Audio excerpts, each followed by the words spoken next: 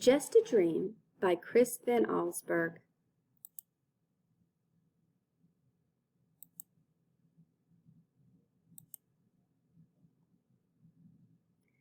As usual, Walter stopped at the bakery on his way home from school. He bought one large jelly-filled donut.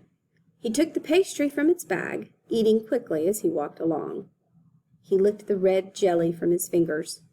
Then he crumpled up the empty bag and threw it at a fire hydrant. At home, Walter saw Rose, the little girl next door, watering a tree that had just been planted.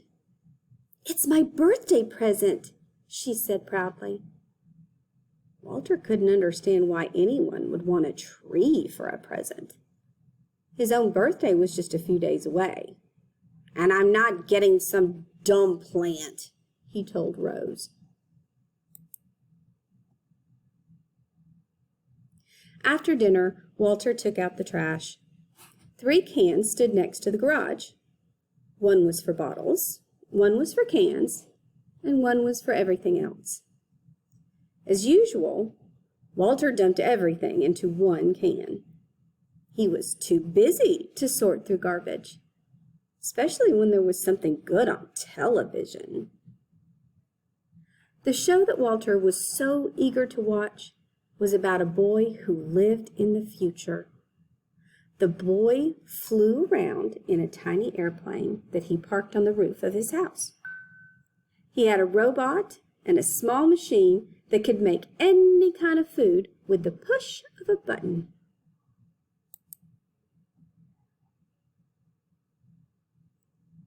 Walter went to bed wishing he lived in the future. He couldn't wait to have his own tiny plane, a robot to take out the trash, and a machine that could make jelly donuts by the thousands. When he fell asleep, his wish came true. That night, Walter's bed traveled to the future.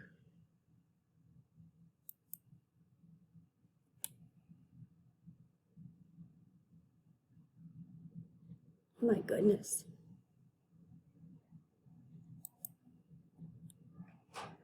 Walter woke up in the middle of a huge dump. A bulldozer was pushing a heap of bulging trash bags toward him. "Stop!" he yelled. The old man driving the bulldozer put his machine in neutral.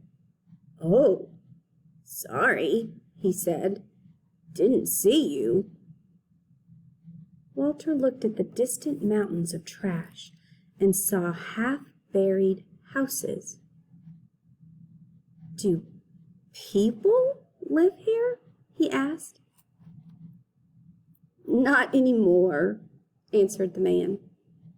A few feet away from his bed was a rusty old street sign that read, "Floral Avenue." "Oh, no!" gasped Walter. He lived on Floral Avenue. The driver revved up his bulldozer. "Well," he shouted, "back to work." Walter pulled the covers over his head. "This can't be the future," he thought. "I'm sure it's just a dream." He went back to sleep. But not for long.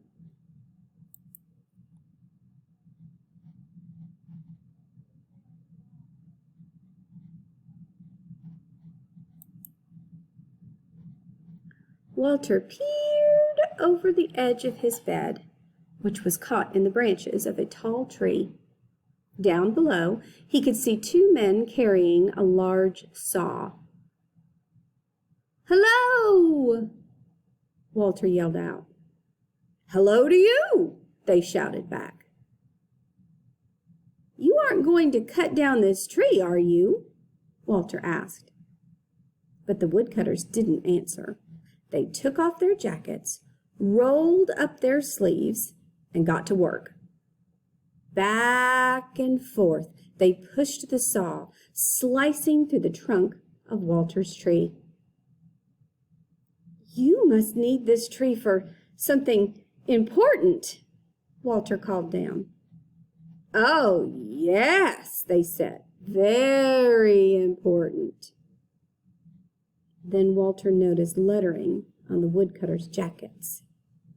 He could just make out the words, "Quality Toothpick Company." Walter sighed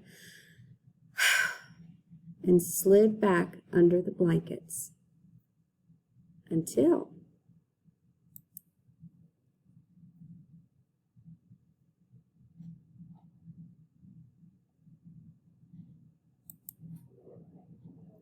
Walter couldn't stop coughing. His bed was balanced on the rim of a giant smokestack. The air was filled with smoke that burned his throat and made his eyes itch. All around him, dozens of smokestacks belched thick clouds of hot, foul smoke. A workman climbed one of the stacks. "What is this place?" Walter called out. "This is the Maximum Strength Medicine Factory," the man answered. "Gosh," said Walter, looking at all the smoke. "What kind of medicine do they make here?" "Wonderful medicine," the workman replied, "for burning throats and itchy eyes." Walter started coughing again. "Can I get you some?" the man offered. "No, thanks," said Walter. He buried his head in his pillow, and when his coughing stopped, fell asleep. But then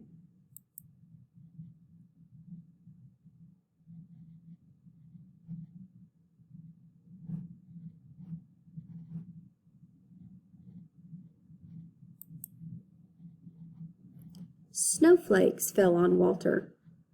He was high in the mountains.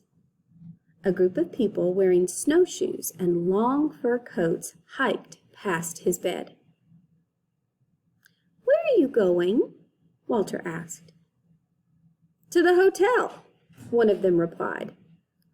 Walter turned around and saw an enormous building. A sign on it read, "Hotel Everest." "Is that hotel?" asked Walter. "On the top of Mount Everest?" "Yes," said the hikers. "Isn't it beautiful?" "Well," Walter began, but the group didn't wait for an answer. They waved goodbye and marched away. Walter stared at the flashing yellow sign, then crawled back beneath his sheets. But there was more to see.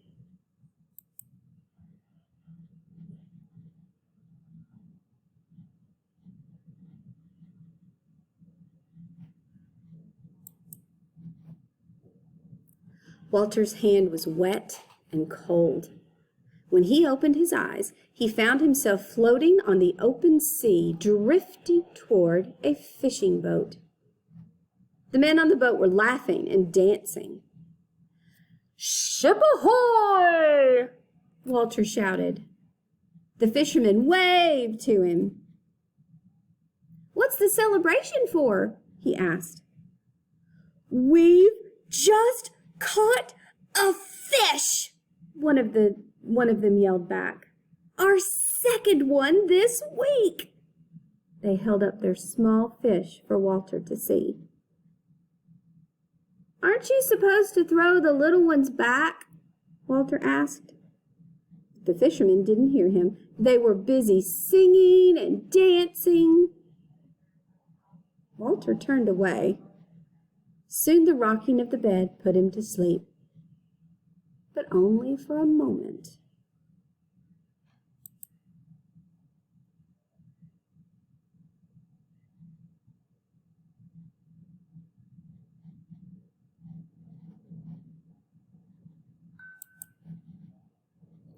A loud shrieking horn, honk, nearly lifted Walter off his mattress. He jumped up, There were cars and trucks all around him, horns honking loudly, creeping along inch by inch. Every driver had a car phone in one hand and a big cup of coffee in the other. When the traffic stopped completely, the honking grew even louder. Walter could not get back to sleep. Hours passed, and he wondered if he'd be stuck on this highway forever. He pulled his pillow tightly around his head. This can't be the future, he thought. Where are the tiny airplanes? The robots? The honking continued into the night, until finally, one by one, the cars became quiet as their drivers, and Walter went to sleep. But his bed traveled on.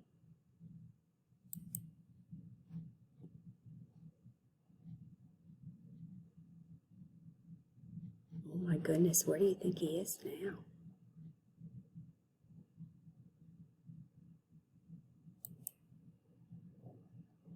Walter looked up. A horse stood right over his bed, staring directly at him. In the saddle was a woman wearing cowboy clothes. "My horse likes you," she said. "Good," replied Walter, who wondered where he'd ended up this time. All he could see was a dull yellow haze. "Son," the woman told him, spreading her arms in front of her, "this is the mighty Grand Canyon." Walter gazed into the foggy distance. "Of course," she went on, "with all this smog, nobody's gotten a good look at it for years." The woman offered to sell Walter some postcards that showed the canyon in the old days. "They're real pretty," she said. But he couldn't look. "It's just a dream," he told himself. "I know I'll wake up soon, back in my room." But he didn't.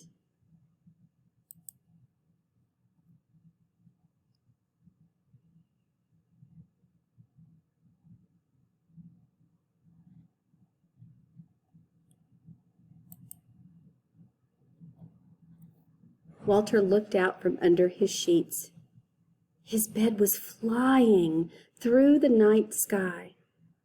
A flock of ducks passed overhead. One of them landed on the bed, and to Walter's surprise, he began to speak. "I hope you don't mind," the bird said, "if I take a short rest here." The ducks had been flying for days, looking for the pond where they had always stopped to eat. "I'm sure it's down there somewhere," Walter said, though he suspected something awful might have happened. After a while, the duck waddled to the edge of the bed, took a deep breath, and flew off. "Good luck," Walter called to him. Then he pulled the blanket over his head. "It's just a dream," he whispered, and wondered if it would ever end. Then finally,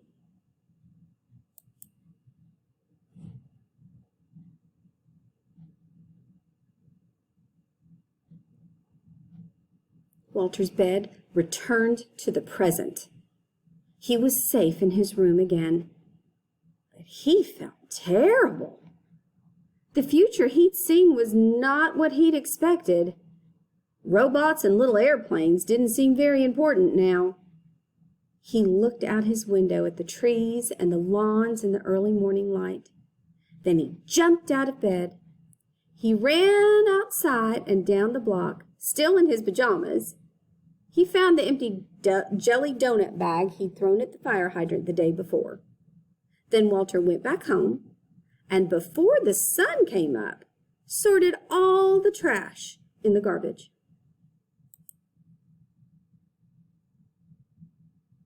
A few days later, on Walter's birthday, all his